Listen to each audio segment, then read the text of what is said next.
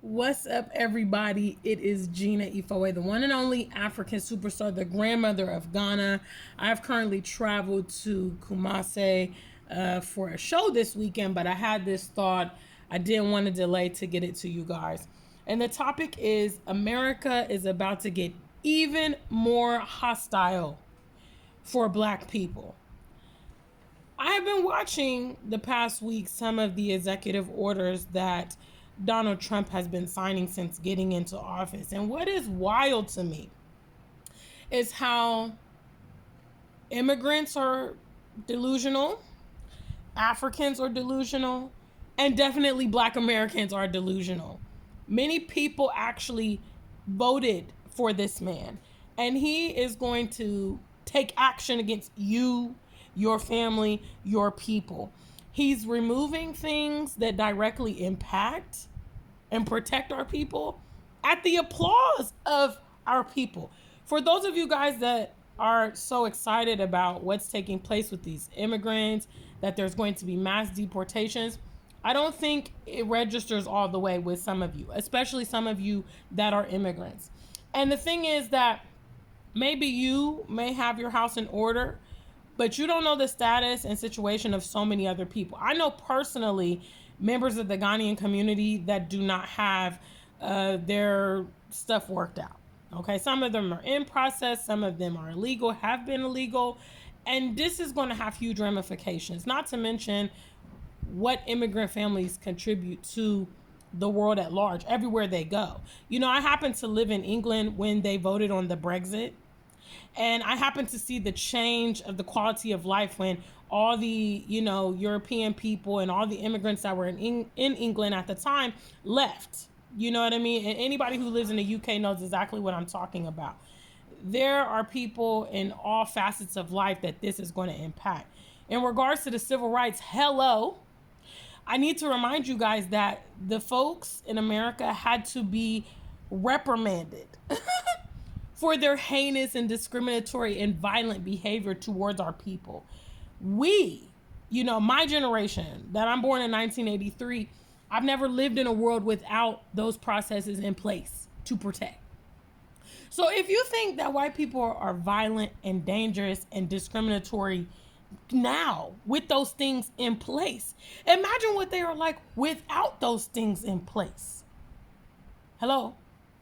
And did you think that President Trump was going to go after specific groups and it wasn't going to apply to you? So you think only illegal immigrants are on the table, the chop block. You think only Mexicans maybe are on the chop block. You think only the LGBT. No. No. And I wonder, does Donald Trump recognize the ADOS or the FBA? Or are you going to be seen as Black Americans? Are you going to be seen? And the other thing, I was having this conversation with a friend of mine just the other day. It wasn't until I saw this movie, it's actually the last slave movie that I've ever seen. It's called 12 Years a Slave, that I learned the practice of taking free Black men. Okay, so Black people that were born in the free North and other places. The practice of actually taking them to the South at that time and making them a slave when they were not slaves, when they were documented free people, when they were in those locations. Slave catchers would actually go across the river or go wherever, capture people, and then take them down south and then sell them to plantations. What that means, I'm giving that as an analogy, okay, is you think that you are safe while people around you that resemble you or may have similar situations or whatever are getting this and this and this done to them. The lines are not rigid. Okay? It's not like you're going to be able to say, "Yeah, I'm a Trump supporter. Don't do me." Hello? It doesn't work that way. It's like Three Musketeers, one for all for one. So, again, in keeping with the theme of this channel and what I talk about all the time, it's always good to have options. You know, it's great to have options. When I hear about the madness over there, I empathize, obviously, with the people I know in the US. I empathize with you guys.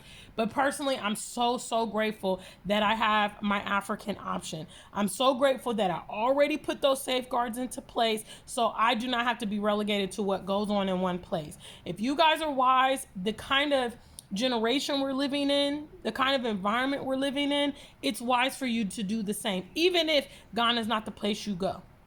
You know, right now, I have 3 options of places to live legally. I can legally live and work in Ghana. I can legally live and work in the UK. I can legally live and work in America. And it's nice to be able to say, "Oh yeah, I'm not interested in what's happening in the US," or "Oh, I don't want to do the winters in the UK," or "Yeah, I just want to be in Ghana. I want to do," you know, it's nice to have those options. You know, and this is what I have been promoting my audience to do for getting close to a decade. You know, getting close to a decade, because actually before I moved out of the US in 2017, I was talking this talk.